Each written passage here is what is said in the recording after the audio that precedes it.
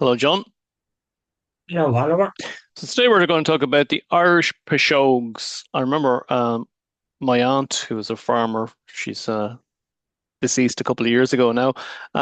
She was always talking about Piseogs, so that's what we're going to be talking about. So, do you believe in luck, curses, or blessings that travel through generations? Before you answer, let's step into the mystical world of the Irish Piseogs, the old superstitions, charms, and whispered beliefs that shaped life across Ireland for centuries.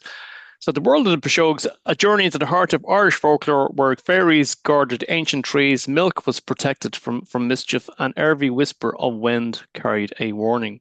So I remember my aunt telling me all about the Piseogs and the Banshees and the fairies and the whole lot. More so about the Piseogs than anything else, because the Piseogs is deeply rooted in farming communities throughout the country, and Kerry is no exception where my aunt was farming. So she used to say to me, if she found eggs in the hay, for example, she'd say that that could be a bad omen because they could have been put there by some local farmer that she didn't like or whatever. She didn't get on. But sometimes the farmers, what they used to do was when the cow would give birth, the milk immediately after giving birth is called beefsteaks. Okay, and it's full of nutrients for the baby calf. So some farmers, what they used to do was in the stall where the calf is born, they would get the beestings just and put some of it in the four corners of the shed, and that would ward off anything evil. That was supposed to bring you good luck.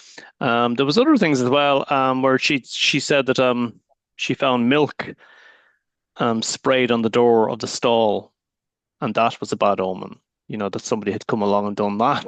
And there's all these different things that happened. She had a farmer that was living near her, and she never really got on with him, and they were at war for years.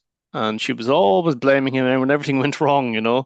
She'd say, "Oh, it must have been him. It must have been him that did it," and etc. But so they're the Piseogs, and then of course there was a family near that, and they were always talking about the Banshee. That the Banshee, you'd hear the wail of the Banshee, and that meant that somebody was going to die. Or if a robin was to perch on a windowsill, that meant that was an omen of death. Or if the clock was to stop, all these things they used to watch out for down the country. Whether there's any truth in it, I do not know. But in a lot of religions, they do talk about these different things. And in Islam, they talk about the bad eye or something, I think. And so, what's your thoughts on all this, John Malone? There was kind of like these habits.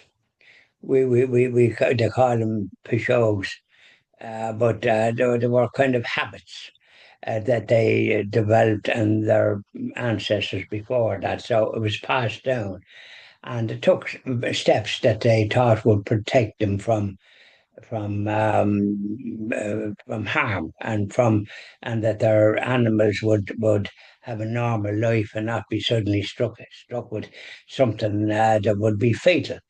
Like when a cow had a calf on the farm, well then they used that to protect the place around and that type of thing. And so they took various steps to protect themselves and had ideas that would probably have not be as strong now, but it could be in some places because tradition and farms go back many years, and you normally hope that you have a good neighbour because when the neighbour is not good and there's some kind of enmity, it can cause problems. It does cause problems because it's not the way to be. It's good neighbours is the most important ingredient in any situation. And a lot of people living in accommodation have problems with neighbours that have given them problems in the States and in various places like that, and even in apartments. If there's trouble and noise coming from one part, you can't seem to do anything about it because the people that are making the noise can be quite violent. So we're getting away from the other thing, but there was all that, and there was the question of the fairy forts. Now there was things called fairy forts, and there were trees that were in a kind of a circle, generally speaking, on farms because I saw them myself. And my late wife, I think, on their farm, they had four fairy forts and didn't go near them. And oftentimes you'd have a tree in the middle of a field, and you never cut that. I think that was It that was didn't the matter.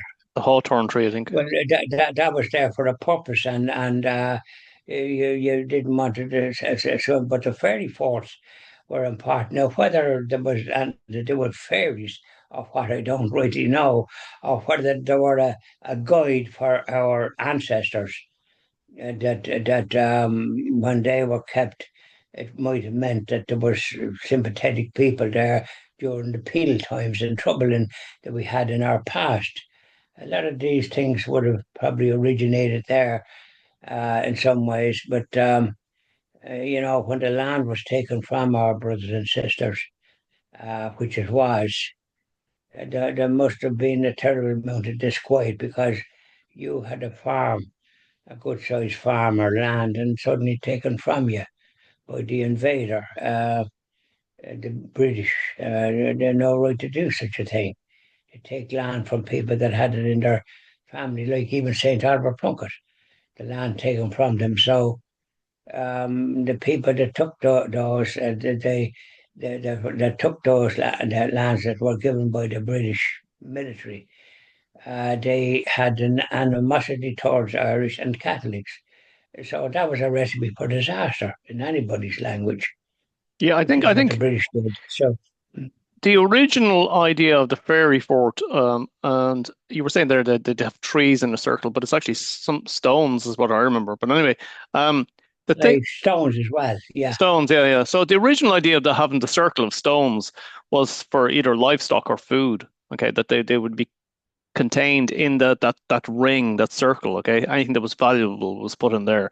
Okay, and then over the years, when the purpose of them was forgotten, they took on this mystical, magical thing. I think that's the way it was. Anyway, I'm not too sure, but I think that's the history of the fairy forts. Now, if you remember, we done a video on the history of roundabouts in Ireland, which was very interesting. We discovered that the oldest roundabout in Ireland is 5,000 years old, and the reason being is because it was a fairy fort that was at a crossroads. And over the years, nobody would remove the stones, you see? And so what hmm happened was they eventually put a cross in the middle of it. And even in the 1920s, I think, there was an attempt to remove this fairy fort that was the council, local council, seen as an obstruction. And they put out adverts, and nobody would dare remove this fairy fort because they believed that it would right. bring them bad luck. And so Yeah. eventually it was turned into a roundabout, and it's still there, and it's Ireland's oldest roundabout. There you are, you see, because you see, this is what happens with tradition and with people's views of what protects them, and they practice that, and there was all these type of things about banshees. I mean, I heard that kind of thing, and banshees, and when you heard that, like it might have been a dog howling or something, but it was classified as a banshee and it had a bad omen. But the fact of the matter is, when you're born, eventually you're going to die anyway, and hopefully you live a long life. But sometimes people live a relatively short life. My little brother had a short life. He was only 13 when he met his maker. Wow. He had heart trouble. So, it's all in God's hands. He has a purpose, and people used to hang things on doors as well to protect them and that. But one of the things that I sort of recommend and to all, first of all, is to have a holy water font at your door, and especially the door that you use. In my case, is the back door, and they have a holy water font there. There was my good friend Eamon's daughter, Roisin, gave me a present there some years ago, and there's a cross on it. It's a lovely little one. I have it at the back door. I've one at the front door, but then I don't use the front door. Only if the postman has something and he knocks at the front door. So I have to open it, and it's a new door, a nice door, and a lot better than what was there before. It was there for 20 years. So I have this nice door, and so I open it, lift on and open it, and take whatever you have to sign something. And you don't sign it on a piece of paper; it's on. It's like you just put a thing on a kind of a computer type of thing.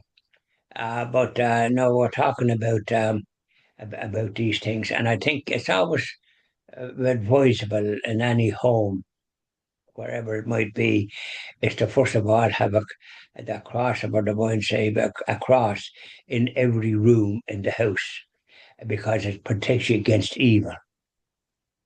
Yeah, it protects you against have a cross in every room, and also have some holy statues. Have a picture of the Sacred Heart of Jesus and our Blessed Mother, and maybe a picture then, a statue and a picture of the Sacred Heart, and and have the Holy Family, and have maybe the Mother-in-law and Saint Albert Plunkett. That's very particular to Old Castle because he was born 400 years ago.